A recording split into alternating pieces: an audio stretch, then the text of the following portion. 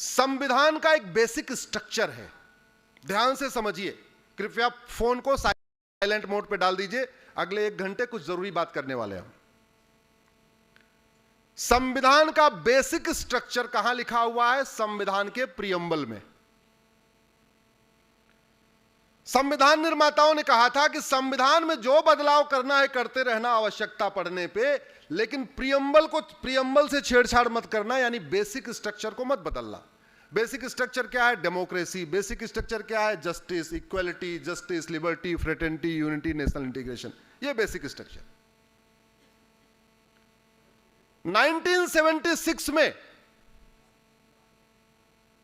जब सारे के सारे लीडर ऑफ अपोजिशन जेल में थे, फंडामेंटल राइट को सस्पेंड कर दिया गया था, लोकसभा का टेन्योर मार्च 76 में पूरा हो गया था, इमरजेंसी लगी हुई थी, कोर्ट जाने का फंडामेंटल राइट नहीं था, कोई पीआईएल नहीं फाइल कर सकता था किसी कानून के खिलाफ, किसी सरकार के किसी आदेश के खिलाफ। इलेक्ट्रॉनिक मीडिया के नाम पे केवल दूरदर्शन था, उसको कंप्लीट बैन किया हुआ था। सरकार जो चाहती थी दूरदर्शन केवल वही दिखाता था। प्रिंट मीडिया का बिजली और पानी का कनेक्शन काट दिया गया था। कुछ मीडिया हाउस जनरेटर किराए पे लेके अखबार छाप रहे थे। उस परिस्थिति में संविधान का बेसिक स्ट्रक्चर बदल दिया गया, प्रियम्बल को में छेड़छाड़ कर दिया गया, प्रियम्बल में 2 नए शब्द जोड़ दिए गए।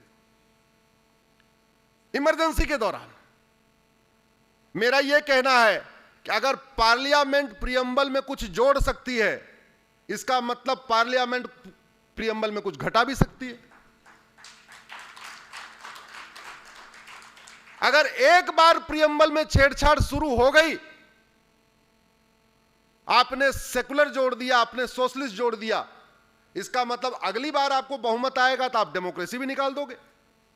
इसलिए मेरा यह कहना है, जो प्रियम्बल में छेड़छाड़ हुई है उसको ठीक करने की जरूरत है, ये सोशलिस्ट और सेकुलर को निकालने की जरूरत है, क्योंकि प्रियम्बल बेसिक स्ट्रक्चर है। जो इमरजेंसी के दौरान बेसिक स्ट्रक्चर से छेड़छाड़ हुई है उसको दोबारा ठीक करने की जरूरत है।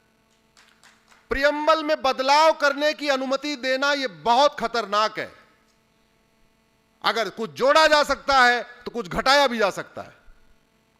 इसलिए मेरा यह मानना है प्रियम्बल में बदलाव जरूरी है, और हमने इसी ग्राउंड पे चैलेंज किया है। कल सुनवाई है, हमने कोर्ट में यही कहा, जब लोकसभा का टेन्योर मार्च में खत्म हो गया 76 में, तो दिसंबर 76 में वो कौन लोग थे जो वोटिंग कर रहे थे? अरे जब टेन्योर ही पूरा हो गया 5 साल का, विल ऑफ द पीपल खत्म हो गई, तो ये कौन लोग हैं जो लोग इसमें वोटिंग कर रहे हैं? उनको राइट ही नहीं है। अल्टीमेटली लोकसभा का टेन्योर 5 साल का होता है। टेन्योर बढ़ाने के लिए संविधान में कोई संशोधन नहीं हुआ, तो फिर जिन लोगों ने वोटिंग किया वो वोटिंग ही गलत है। अब चलो सुप्रीम कोर्ट जो करेगा करेगा, लेकिन अगर इसी काम को पार्लियामेंट से ठीक कराना है तो आपको 2/3 बहुमत चाहिए।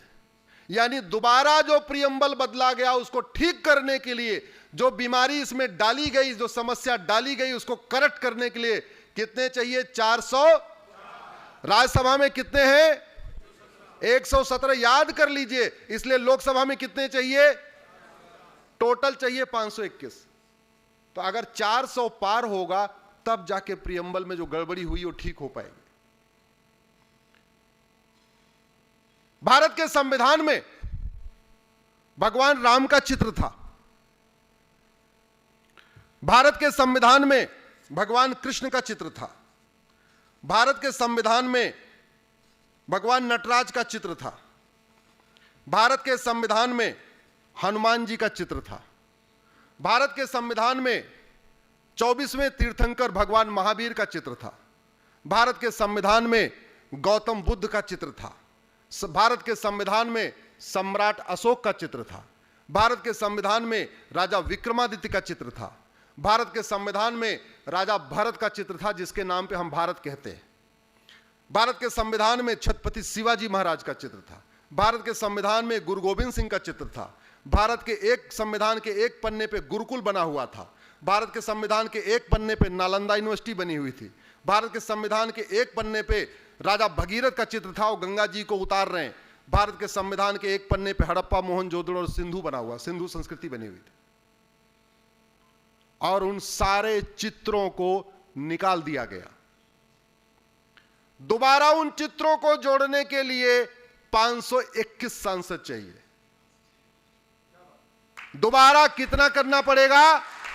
521। इसलिए लोकसभा में कितना चाहिए अब की बार? अब